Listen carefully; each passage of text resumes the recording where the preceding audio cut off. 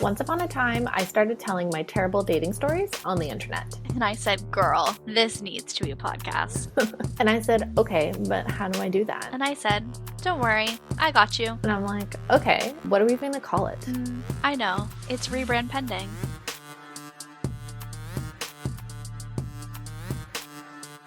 Okay, I have two things to tell you, and then we can jump into today's topic. Okay. First thing, we'll start lighthearted. So, This morning, my, usual routine is that I'll get up with my husband, I'll make his coffee, usually make mine at the same time, take the dogs out, whatever.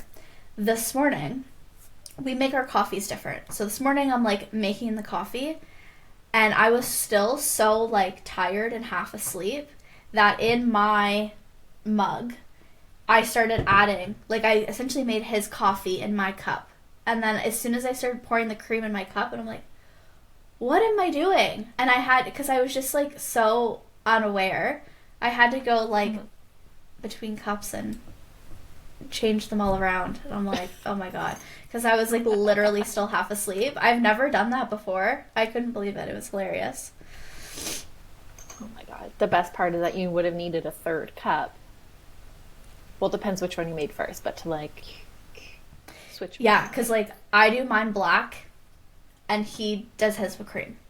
So... And that's a big difference. Well, yeah, it's not one you sugar can't take the cream out. Literally, yeah. We're the same. We both have a little bit of brown sugar, but he has cream and I don't.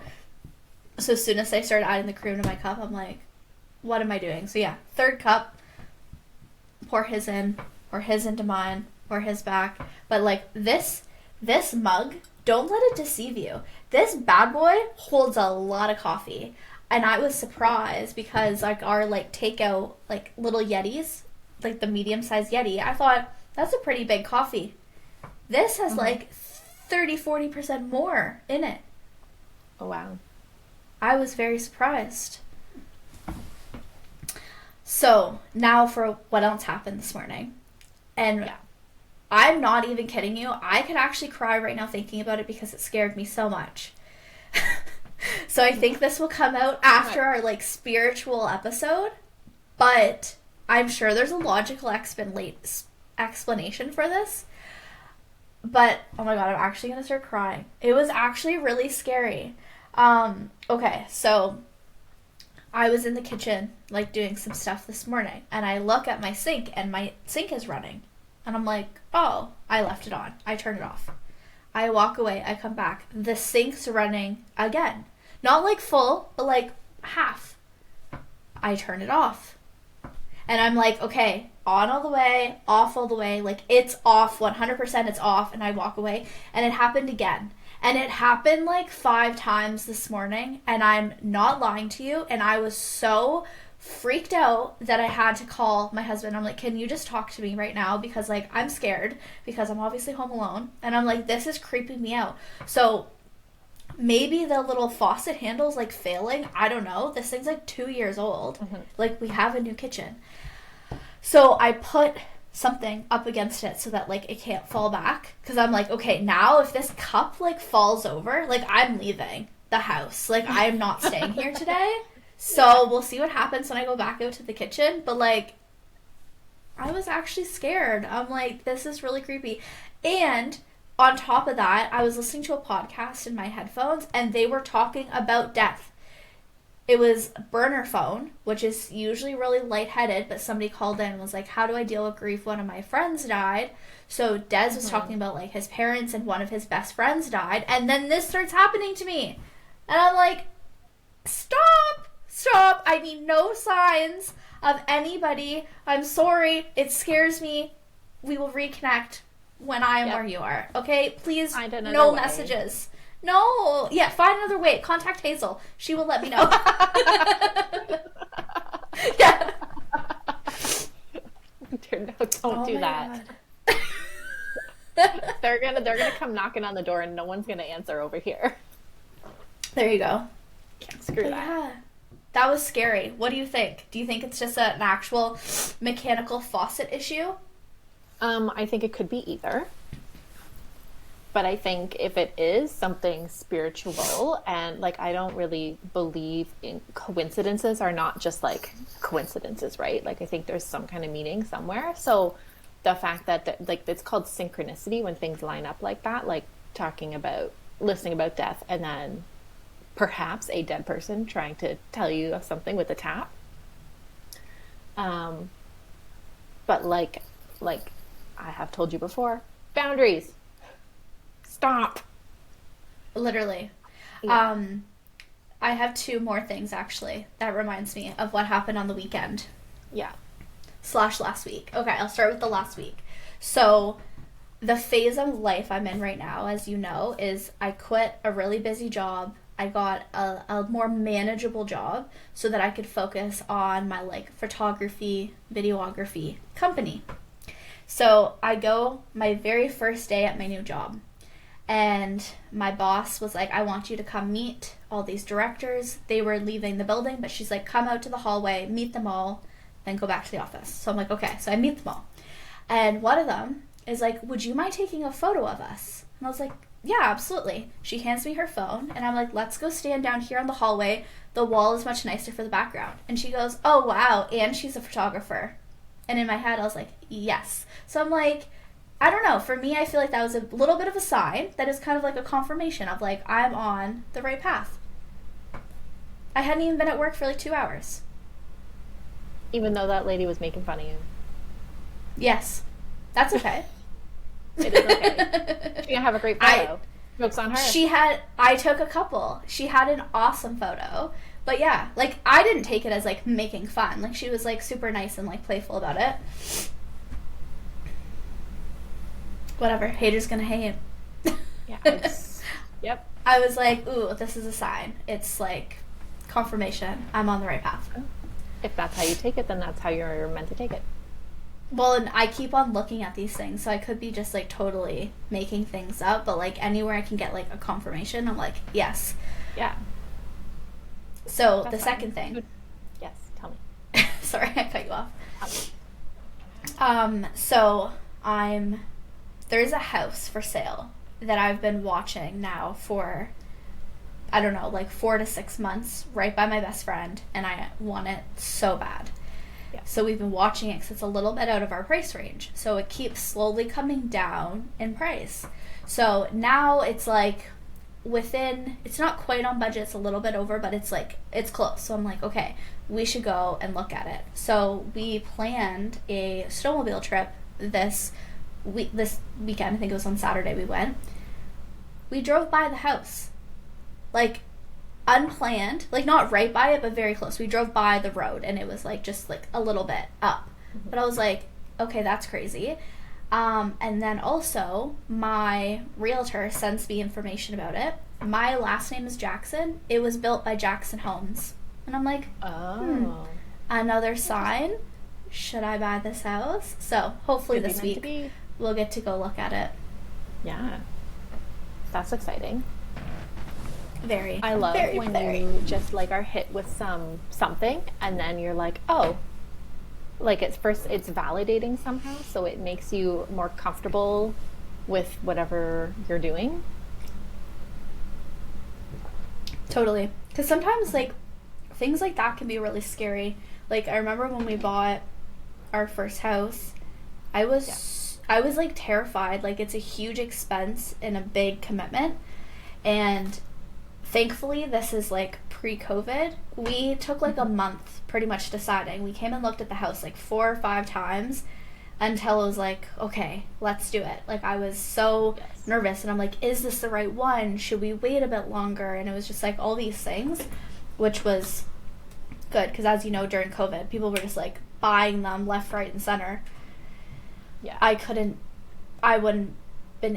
I would not have been able to do that. And I think that's nice about this one also, is it's been posted for so long. I don't feel pressure. I don't feel like we have to go look at it today. Because realistically, if it sells this week before we get to look at it next weekend, then it's like, whatever, it wasn't meant to be.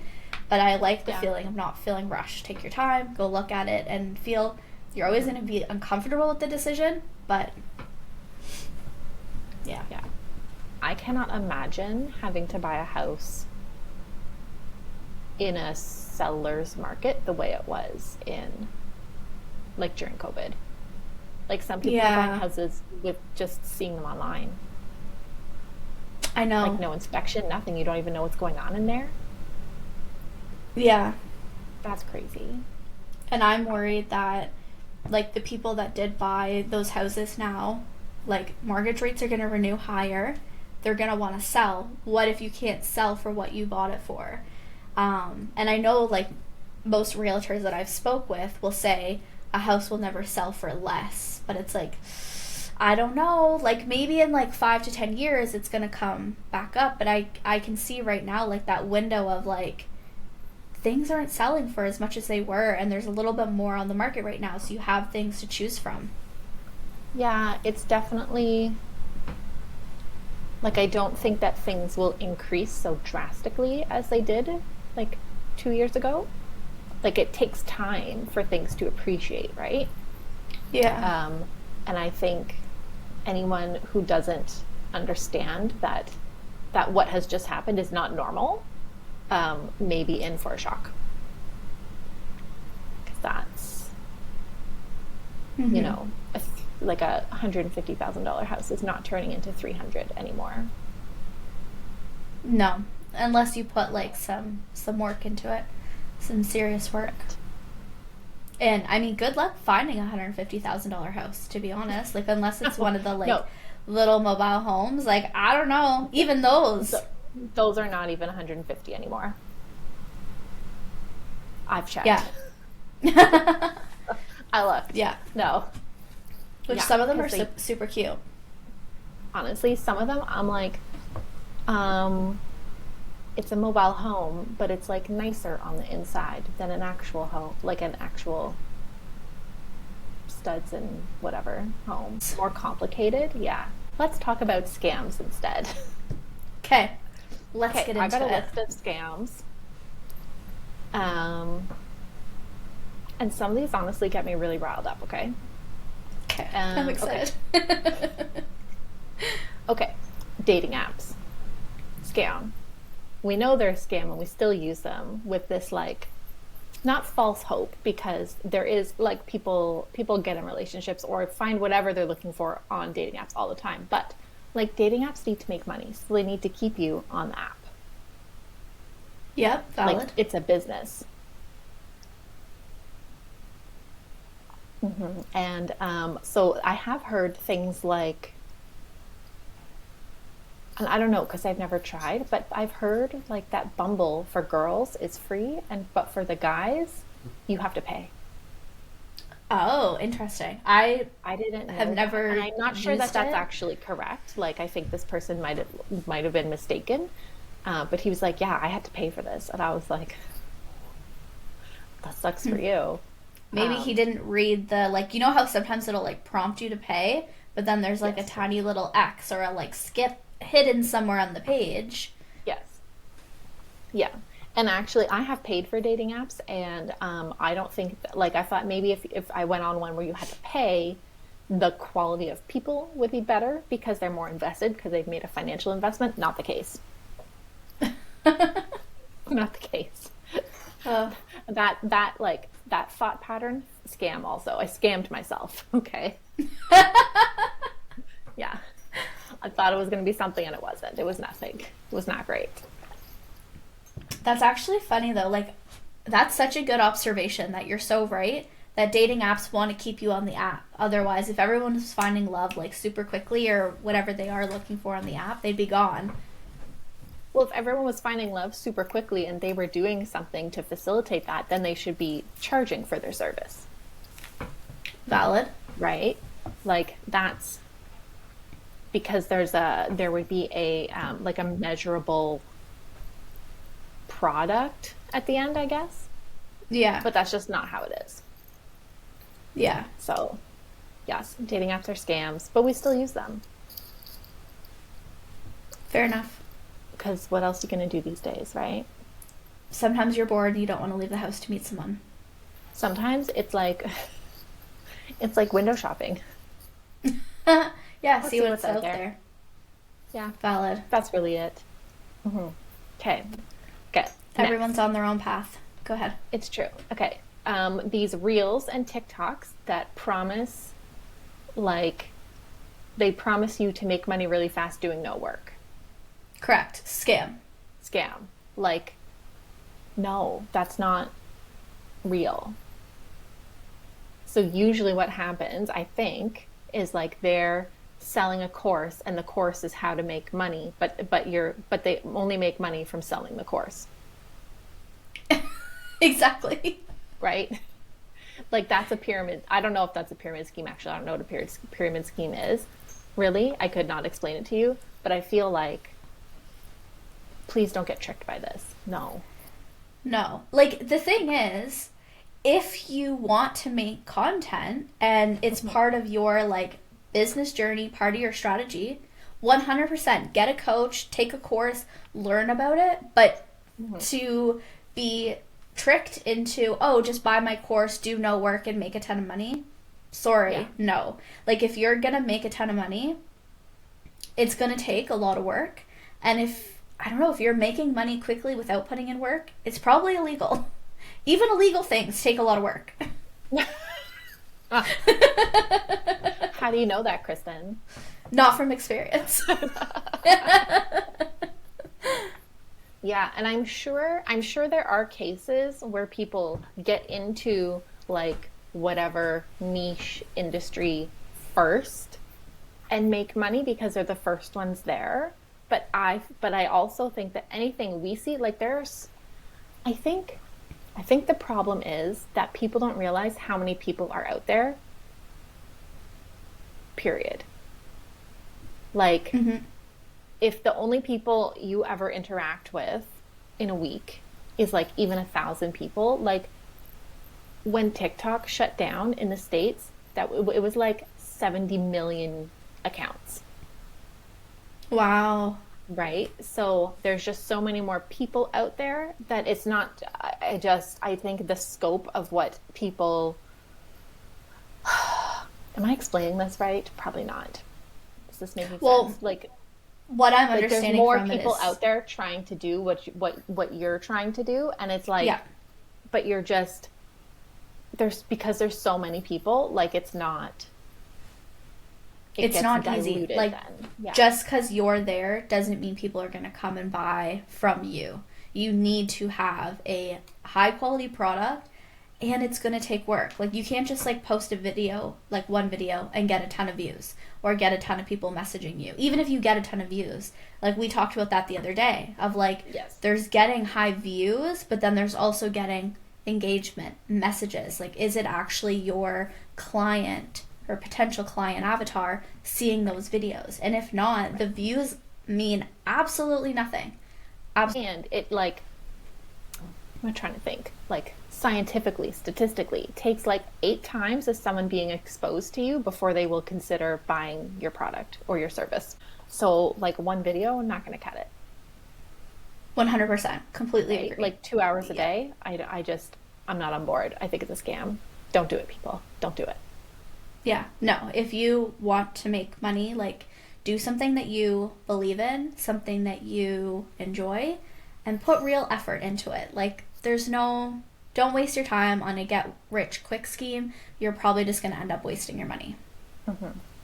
Okay, sort of related. Retreats for retreat operators. I don't think I've heard about this. Like, it's pretty self-explanatory, but yeah, it's like a trip, right? Like say I was going to organize 12 people to go to Spain. Okay.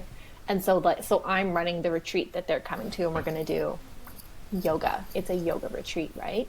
There are also retreats for people like me who run retreats. It seems so niche. Why? If those operators want to go on a retreat, they're just going to sign up for someone else's retreat. And being in the industry, you probably already know people that are running good retreats. Right. That's weird. I know. I saw that advertised and I was like, I just have questions.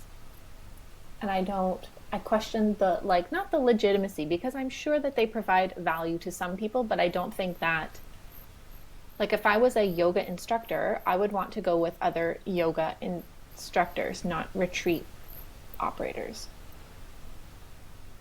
Yeah. Yeah, I could see Right? that. Because probably if you, well, I mean, yeah, like in that example, you'd almost want to, yeah, go to a specific yoga retreat so you can learn and bring things then into your practice. Right. And anything I wanted to learn about running my own retreats, I would ask ChatGPT.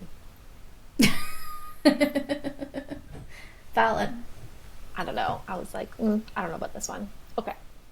I'm not going to say full scam, but confusing. But Too like niche. but like you squint at it, right? You're like, Yeah. Okay. Scam. Being told or that you have having a high pain tolerance and being proud that you have a high pain tolerance. Scam. I don't think that anyone should have to have a high pain tolerance. Yeah. I think we could just manage symptoms better. Valid. What comes yeah. to mind for me, which might not be the path that you were going to, but like our whole like healthcare system is more of it treats things once you're already sick rather than upfront optimizing and preventing you from becoming sick. Yeah. That's my scam. Yes. The entire healthcare system. I mean, we can write down that we can have another episode. I could tell you all about my journey of having hip surgeries and how much I had to fight for actually the second surgery. I had to fight for a whole year. I was like, I have blank problem. We need to fix it. And they were like, we actually think it's your back. And I was like, no, it's not. They're like, well, how could you know? We need imaging. And I was like, or like I'm actually in my body and I can tell you what's wrong. And I can feel it. Yeah, also same problem as before. Like this is not the first time that this has happened to me. Okay, similar scam. Personal, not very personal, but like this is a thing for me personally, is being told that you're resilient. It's like making something good out of all the shit that you've been through. And I don't like other people like just kind of brushing over trauma or whatever and being like, well, but look at it this way. You're so resilient now. I was resilient before. True. I think I'm kind of guilty of this, at least for myself, of like I'll look back on certain things and be like, well, it made me a stronger person. Well, now when I deal with something in the future, I'm going to be able to get over it easier. But I see where you're coming from. But I think I'm that person, at least to myself, for sure. But I agree with you that it's like you shouldn't have like to I be. definitely it's hard because I've lived a life, okay? Even this, like last 4 years, lived a life. It's not been always so great. But I don't like necessarily regret going through those things. Like I've always learned something or come out, like it shaped me in some way, and that's fine. But I also think there could have been less drastic measures taken for this kind of same result. Yeah. Okay, fair. Resiliency. No, I'm not about it. It's a scam. All right. Okay. Scam. Yeah. Okay. Similar to Reels promising you can make a lot of money, blah, blah, blah, do 2 hours of work a day. I have also seen Reels and TikToks of girls saying, it's usually about like selling feet pictures or doing financial dominance, which is, so the men are called pay pigs and you're called it's called findom, financial dominance. And it's like you're just taking advantage of men. You're just taking their money. Like, I think that is a scam. Well, one, let me say, I'm all about it. I'm all about women taking control and capitalizing. I think there's more responsibility in that relationship than just going in with the attitude of taking advantage of other people for easy money. Yeah. I think there's way more to it than that. And if you're not if you're not ready for like the actual people part of it, then you shouldn't do it because you're going to hurt someone else. Yes, I mean, valid, especially, so I do agree. I think this is a scam. I think it's few far in between that you actually end up in a situation like this that is actually going to get you what you want and be safe. Like, it also, to me, is a little bit questionable. For me, I'm most familiar with, like, the selling feet pics. Like, I've seen that and heard about that. Like, no. Like... You can't just post your feet and get paid a ton of money. I'm sorry. Like, there's no way. I've heard that some of these websites, actually probably similar to dating apps, are like very heavy-sided. So you have to pay to provide material. So there's more providers than consumers. And that's how the website makes money. But that's not clear up front when they're like, I paid for my year of tuition by writing a name on my sock, and then I went to Home Goods, and then I put a floor mat on the ground, and then I rubbed my foot all over it, and then I put it in a Ziploc bag and put it in the mail, and then I got $500. Yeah. And also, if you want to make a full-time living doing that, awesome. But, like, that's a lot of work. I know. It's also still work. And I'm sorry, but, like, I don't get up excited in the morning about rubbing my feet on things and sending it to somebody. Like, no. I need to use, like, my brain and be, like, engaged. It's, and you have still to, work. Like, you still have to interact with people. Like, that's, it's not just, it's not like eBay where you just put socks up. Yeah. And people, like, swipe through the socks. It's more, I believe, like, I don't know, but I believe it's more about, like, you have to message people. It sounds like we need you to do some investigative journalism. Get onto one of these sites, go tell us what it's really about, how much money can you really make? I have thought of it before, but okay, so here's the thing. So in my preliminary research, so it's technically sex work, and sex work is technically illegal in Canada. So extracting money from it is tricky. Like, it's much easier to, like, get paid in an Amazon gift card, but, like, I'm not tracking, like, Amazon gift cards, and, like you're not paying me in crypto because that's not real money. So, like, it's just, like, it's a whole thing, right? Mm-hmm. It's much more complicated than, like, money going, I think, from, like, their bank account to yours. Like, I don't think they can just e-transfer you. Fair enough. Okay. Yeah. I feel like, not educated enough on the topic, but I will still be comfortable in saying scam. What else I got on here? Okay. Recycling. Ugh. Okay. I don't think recycling as an idea is necessarily a scam, but I have worked places where they have the beautiful recycling at the front, right? And they make you separate all the things. It all goes in the same garbage compactor at the back of the store. Yes. So you're being scammed when you think you're recycling. Yes. I couldn't agree with you more. I think recycling is a scam, and sure, the idea is good, but it's not being what has been sold to us as recycling. You put in your recycling bin and it doesn't end up in the landfill is the biggest lie, probably one of the biggest lies we've been told. And I experienced this firsthand. So we missed garbage day the 1 week. So we just went to our landfill close by our house. Yeah. And so my husband took it in, and he comes back out. He's like, the guy wants you to come in for a second. And I'm like, okay, weird.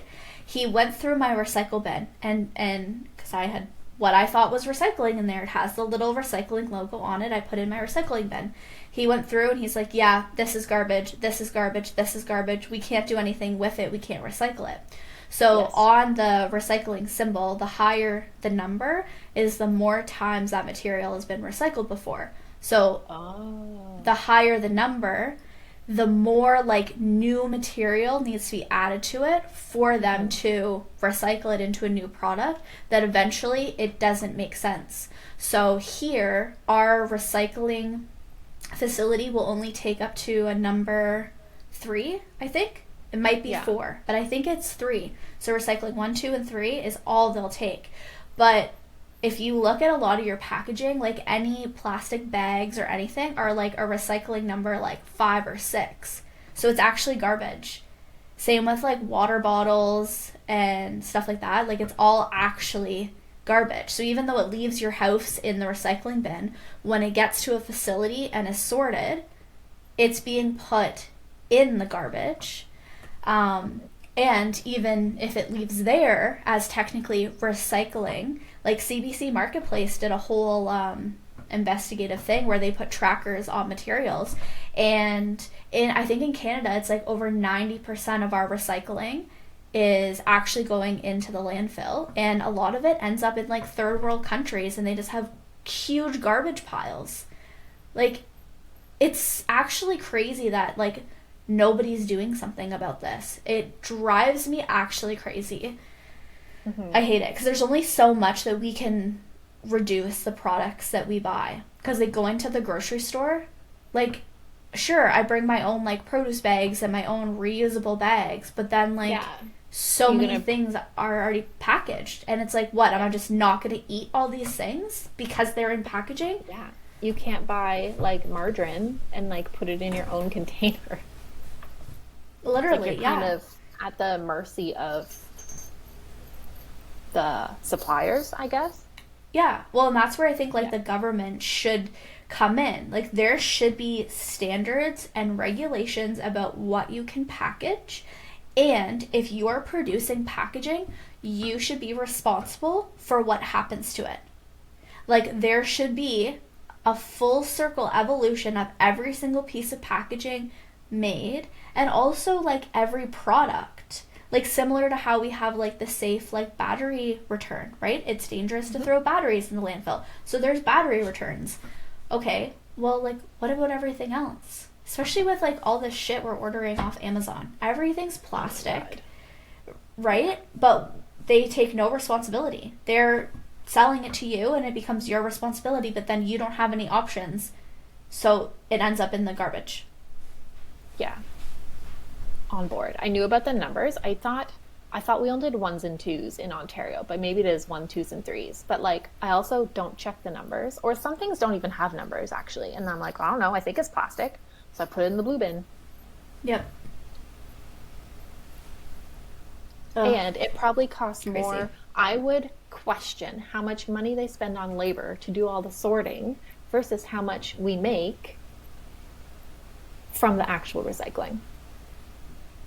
Yeah. Like, yeah, like it costs does probably that a lot even more to recycle work it than to just put it in the garbage. maybe, I don't know. I would assume so. That's probably why nobody's doing it. If you could make a lot of money off of recycling, there would be more recycling facilities. Given that there's not, I'm going to say that like it's probably not very lucrative. You probably can't make much money from it. Otherwise, yeah, people would be doing it. And so like in Quebec, you can return like pop cans for money. Yeah. So like people have incentive to sort it alone, right? Yes. And return it. And I don't know how that works or why it's different from Ontario. But like, if it's working for them, why would it not work for us? Exactly. Yeah, exactly. And then do Questions. more in cans than in plastic. But plastic's probably cheaper to manufacture. Probably. Okay, well, that was a depressing scam. I know. But Okay, like, totally a scam. Totally scam. Routine car maintenance. Could be controversial. I think it's a scam. I asked my mechanic. He was like, is you making any funny sounds, or like you noticing anything? And I was like, no, but it keeps telling me to bring it for maintenance. And he was like, they want you to take it to the dealership for maintenance, like not at your place. Yeah. And I was like, well, that's never going to happen. I bought my car over a year ago, and I've asked them to stop calling me 3 times, twice in writing, once in person, they call me every month to tell me to come and bring my car in for maintenance, and I was like, Monthly? no. Yeah. I'm like, no, I'm not doing it.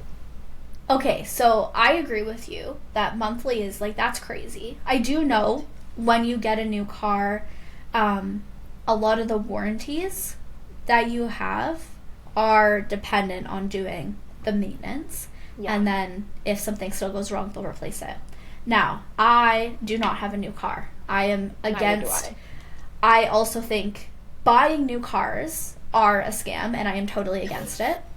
Because people are spending money that they do not have and end up paying so much with the interest over such a long period. It's absolutely crazy. But anyways, dialing that back a little bit, I have a used car with no payments.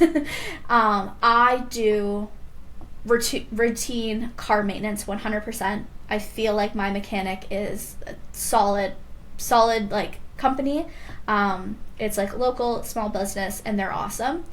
But I'm only going in there, I don't know, what is it, 6,000 to 8,000 kilometers, you get an oil change. Like, we're doing, like, that, and then they do, like, a checkup on other things, and they'll, like, give me a list of, like, here's things that we're monitoring that look like they're gonna go, but you don't need to replace them yet, wait. And, like, so I believe in that, because I think if you do have a used car, you do need to treat it well to keep it going.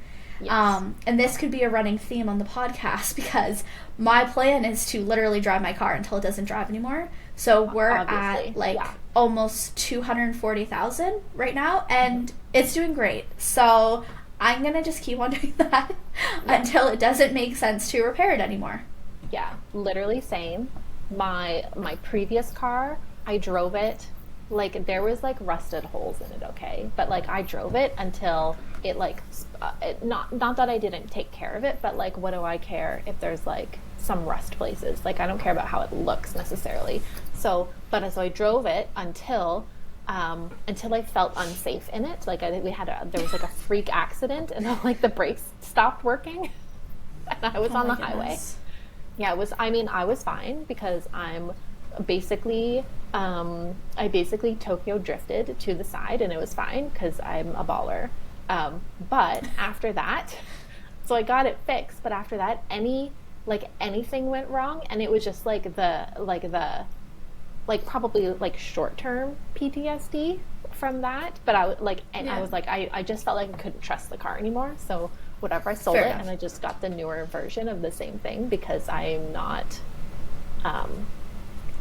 I just don't have it in me to, like, test drive and try and get a deal for, like, 5 different places. No, I just want I'll just take the newer version, thanks.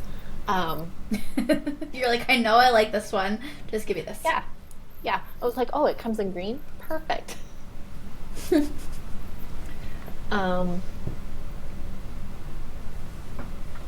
Yes, so drove my car into the ground, and then when I bought this car, I got it from a dealership, but they tried to scam me, okay? Sort of. I'll explain. So I bought the car. Everything was great. I bought it in, I want to say, like, September, October was early fall. And so then, like, November comes, and I take it here to get my tires changed, because my back was hurting too much. I could do it myself, but I can't, like, lift things at the time. So I took it to my mechanic, and he was like, when did you buy this? And I was like, a month ago. And he's like, Hazel, these brakes, I would not have, like, passed the safety on the brakes. Like, there's not enough brake pad left. And I was like, say less. I drove back to the dealership, and I was like, listen, this is not cool. And they were like, well, did your mechanic show you the brakes? And I said, no, he didn't. He, like, was changing the tires, put the tires back on, and let me know that there's a problem. And now I'm letting you know that there's a problem. And so once the dealership knew, well, here's what I think happened. Or I'll tell you what happened. So they take the car in free of charge. They look at it. They come out, and they're like, Hazel, we know you didn't see the brake pads before, but we can show you now. They're brand new, and we have no reason to lie to you. Like, the dealership side would have to pay the repair side, or no, yeah, they would have to pay the repair side to, like, do the work. So it was not in the repair side's interest to lie. That's what they told me. But in my head, I'm like, because you're bringing up the fact that like you have no reason to lie, I feel like you're lying. Red So they flag. take me back. There's brand new brake pads on all of my tires. So do you think that they So changed I think them? they just swapped them out because of the legalities of, if they have sold something that wasn't safetied properly, they could get their license taken away for like selling vehicles. So they like turn this around, and you're like, whatever, they're new. Thank you. See you later. Honestly, Never coming back I here. stood there, and instead, I honestly, I thought for a second, I was like, do I call them out on this? And then I said, you know what, Hazel? You have brand new brake pads. Just walk away. You need brand new brake pads for free. Just leave. Yeah.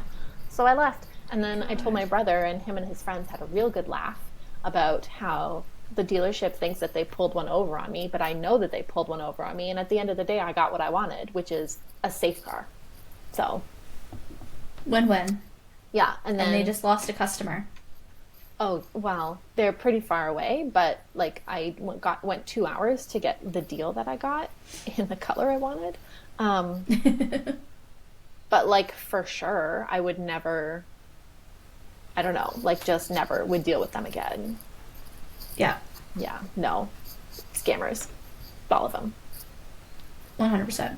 Yeah. And when I took my tires to get changed this fall, because my back was still very sore. It's not now. I asked the guy, I was like, how the brake pads look, and he was like, oh my God, they're like totally new. And I was like, I knew. Thank you, bye. I actually know that.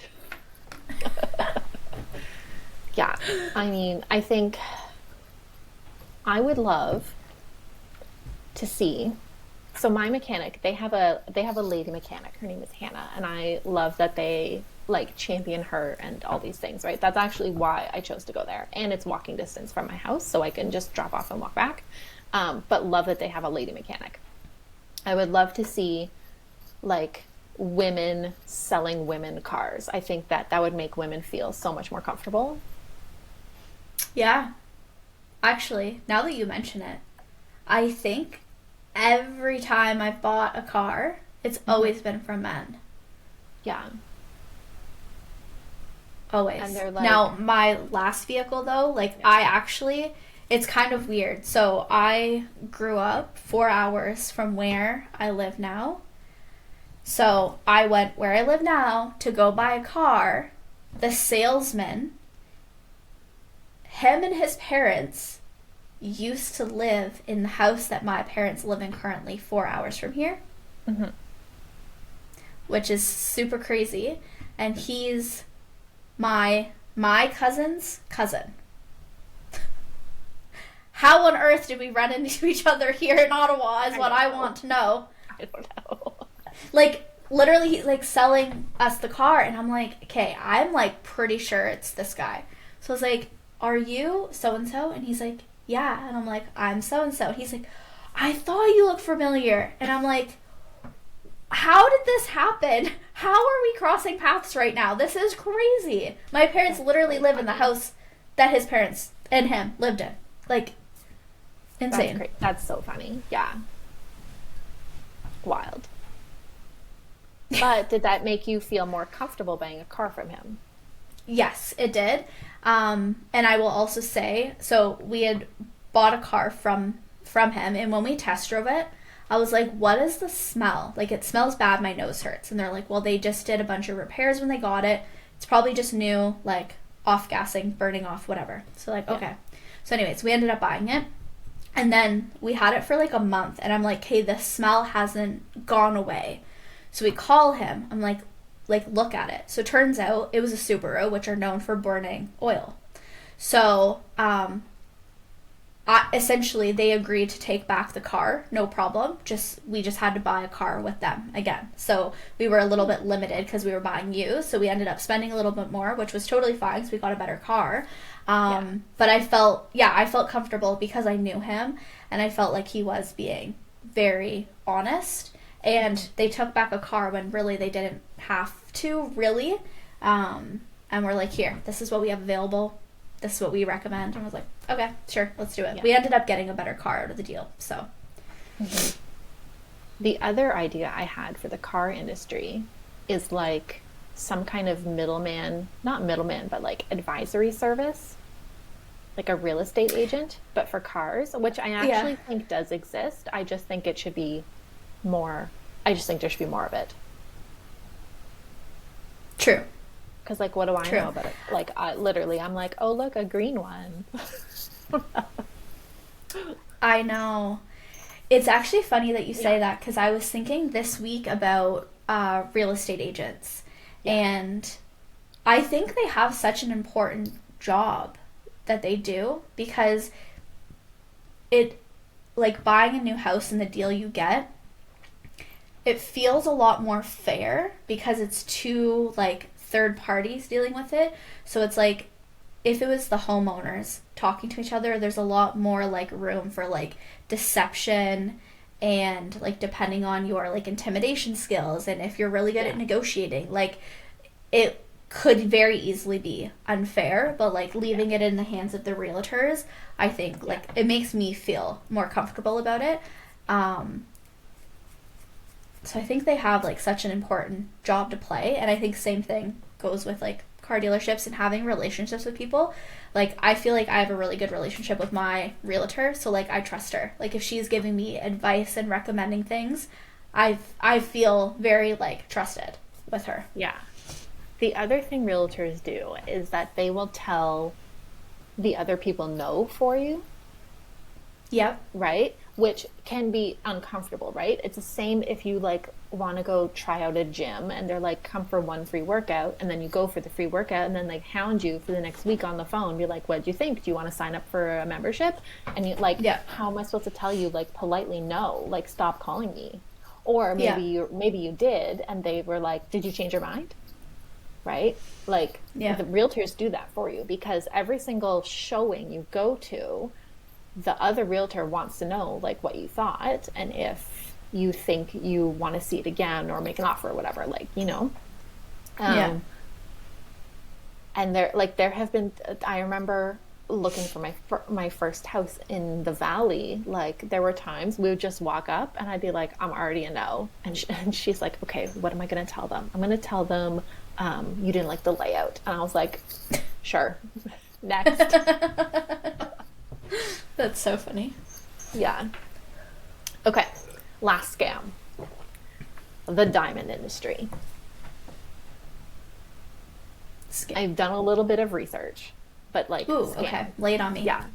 So my research from Reddit tells me that diamonds are a scarce resource because because they make it that way. It's not actually a scarce resource. They just only release so many. Yep. Okay. First part of the scam. Second part of the scam is the markup. Okay. The markup is Yeah. like 1,000% markup. I swear to God. If you're going to the mall, especially in mall jewelers, because they make everything look so sparkly and shiny, you think that it's good quality, but it's not always good quality. So for example, I once upon a time was married. I had the most beautiful custom wedding ring from People's. I feel like I can talk about it because People's went out of business. Okay. They did? So, yeah, I think so. Let me look. But I think well, I was wrong. People's didn't close. The People's that was located near me closed. Okay. But anyway, who cares? So I have this ring from People's, and I'm no longer married, right? So what do you do with it? So I kept it for a while, but then once everything was finalized, like I didn't need it as like a bargaining chip anymore. So I was like, okay, well, I'm like, it's beautiful. Do I want to keep it? Do I want to sell it? And I was like, well, let me look at selling it, right? So I go to People's. This is a juicy story. So I go to People's, and they're like, we can't return, like we can't take it back, but and give you money back. But what we can do is we can take it back, and then you can buy something else with the value that's worth 25% more than the value of this ring. So my ring cost about $10,000. I know. So you got to go on a little bit of a spending spree at People's? They don't sell anything like more expensive than that at People's. I was like, that. What am I gonna know?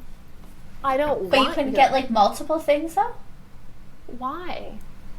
I don't know. That's what I would have done. I would have been like, okay, I want a new ring. I want a necklace. I want earrings. I don't know. No. So here's what I did. So I said, is there a way that you can give me, like, print out the receipt? Because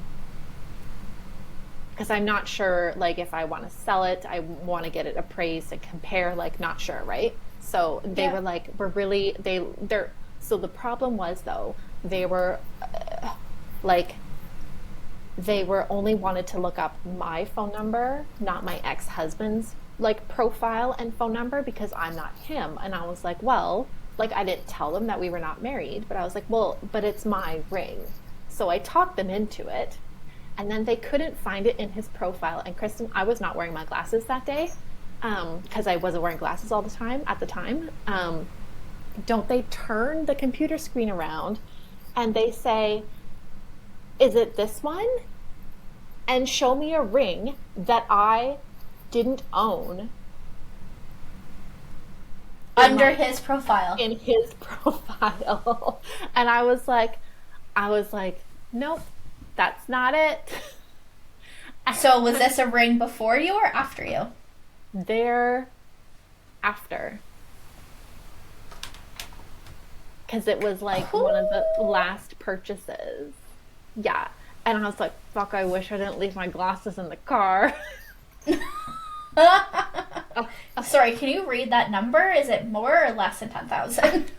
I mean, all I could tell for sure was that it is nothing that I had ever seen before. I was like, oh, okay. We're like not even really separated yet. Or like, the divorce wasn't official yet. And I was like, all right. Nope, not that one. Oh, you know why I need the receipt? Because the receipt I had faded over time. That's what it was. And I wanted to know. Oh, yeah. So they couldn't find it. Whatever. I left. Very confused, but also it's like kind of funny. I went to like, not a real jeweler, but like a real jeweler. Okay, so not a mall jeweler. I went to a place where they buy stones and they make things in the back, okay?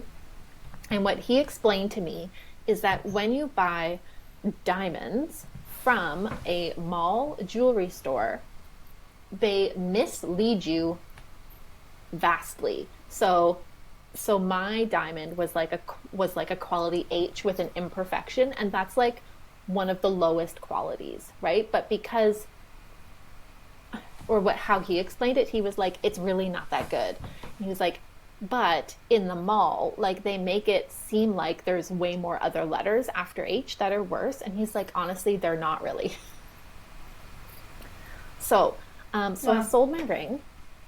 Mm-hmm. And he repurposed the 3 main diamonds and the gold, I guess. Do you want to guess how much money I was able to get? And I shopped multiple stores, and they were all the same, all the same value. Would you want to guess? I'm going to guess like 2,000, 1,500. Mm-hmm. $700. Oh. And the guy, honestly, I was like, that's it? We paid, I say he, but we paid a lot of money, and like, it was a huge thing. I was like, how could you spend this much money without consulting me? And my ex-husband was like, well, the money came from my paycheck. And I was like, but it's our savings. Like there's a huge disconnect here. Well, I think that's a red flag on its own, and probably one of the reasons it didn't work out, because if that's a lot of money to spend on a ring, and it should, I understand that, like, the guy wanting to go out on his own and like get the ring, but I also think it, like, I don't know, in my view, it should be almost a joint decision on like, what's the budget, because like, if someone, let's say we're saving for a house or need a new car or something like that, and someone's going out and spending $10,000 on a stupid ring, I would be pissed. Right? Where it's like, no, like, get me something that's like nice. It doesn't need to be expensive.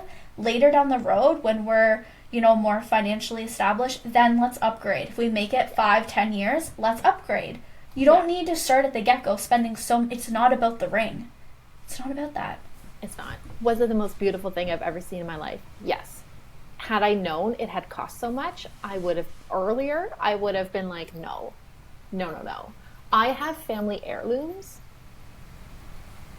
like family heirloom jewelry that we could have repurposed. And future husband, like, we can repurpose it, okay? If you're listening, like, I'm fine with that. We don't need to spend all this money on a ring. I just want a ring.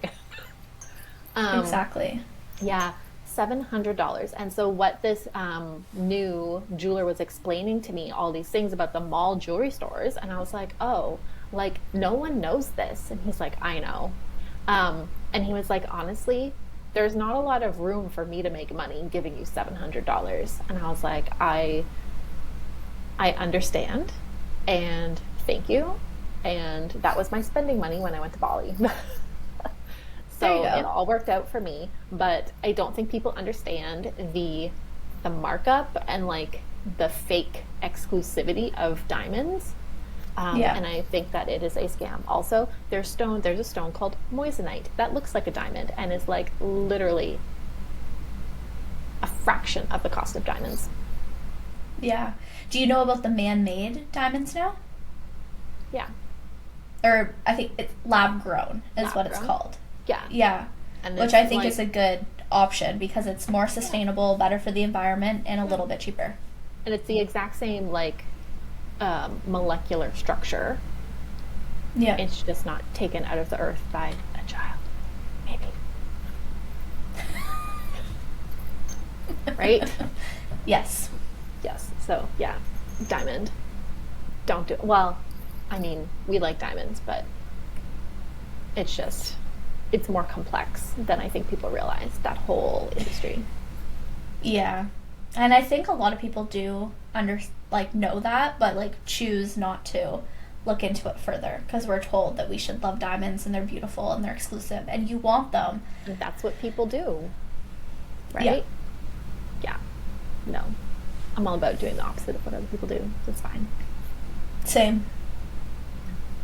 Okay, that's my list of scams. I love it. Okay, that's all I got. Okay. That's the show. Yep. That's Pod. Bye, everyone. Okay, bye.